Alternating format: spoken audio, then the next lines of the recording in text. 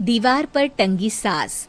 पंजाबी में कहावत है, सास चंगी होवे या ते दीवार ते टंगी होवे। संगीता की शादी भी एक ऐसे ही घर में होती है जहां उसकी सास दीवार पर टंगी होती है। ससुर और पति शादी के पहले दिन उसे सास के फोटो के सामने ले जाते हैं, जहां ससुर जी कहते हैं, बेटा बेटा संगीता, ये तुम्हारी सास थी, बहुत नेक और भली, लेकिन थोड़ी गुस्सैल थी। गुस्सा आने पर सब तहस नहस कर देती थी, पर अब ये इस दुनिया में नहीं है। हाँ संगीता, माँ होती तो तुम इनकी कोई बात टाल नहीं सकती थी, वरना तो माँ घर में भूचाल ले आती।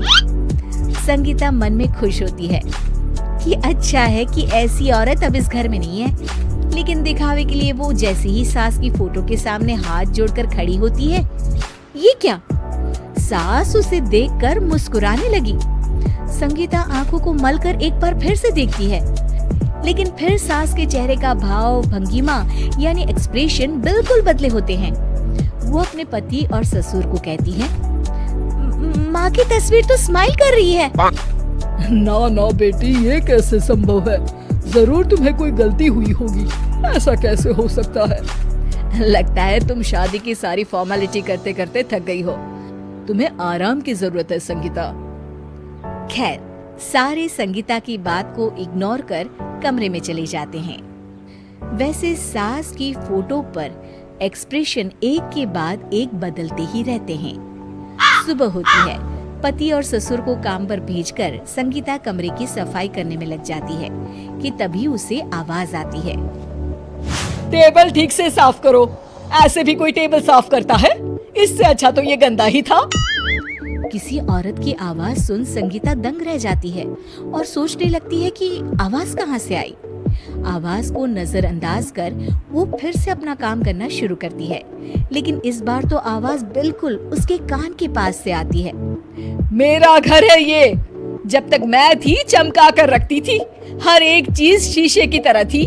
तुम्हें तो ना सफाई आती है ना कुछ पता है। क्यों तुम्हें मेरे घर की जिम्मेदारी दे दी गई है? पता नहीं तुमने मेरे बेटे को क्या दिखाई दिया। मैं होती तो एक से बढ़कर एक लड़कियों की लाइन लगा देती।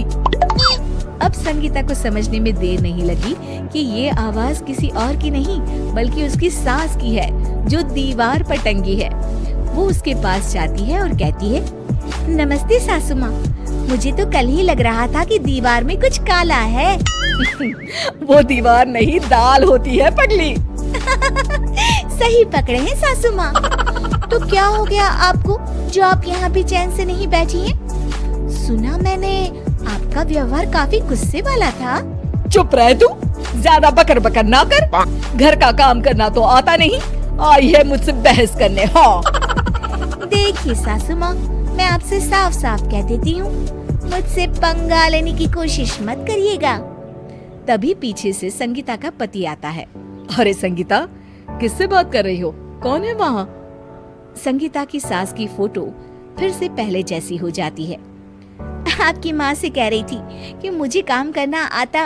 अरे संगीता, माना सास के ताने हर बहू को अच्छे लगते हैं, लेकिन यहाँ तो माँ है ही नहीं, तुम तो फोटो से ही। तुम भी लाजवाब हो संगीता। किसी को विश्वास नहीं होता कि संगीता अपनी मरी हुई सास की फोटो से बात करती है। वहीं आए दिन संगीता की सास संगीता को किसी न किसी बात पर आते जाते ताने देती।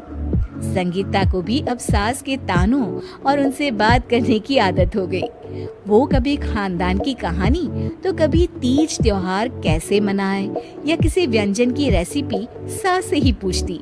सारा दिन घर में अकेली संगीता की सास अब उसके लिए तानों के साथ पक्की साथी की तरह भी रहने लगी थी, जो किसी और को नहीं बल्कि संगीता को ही सुनाई देती।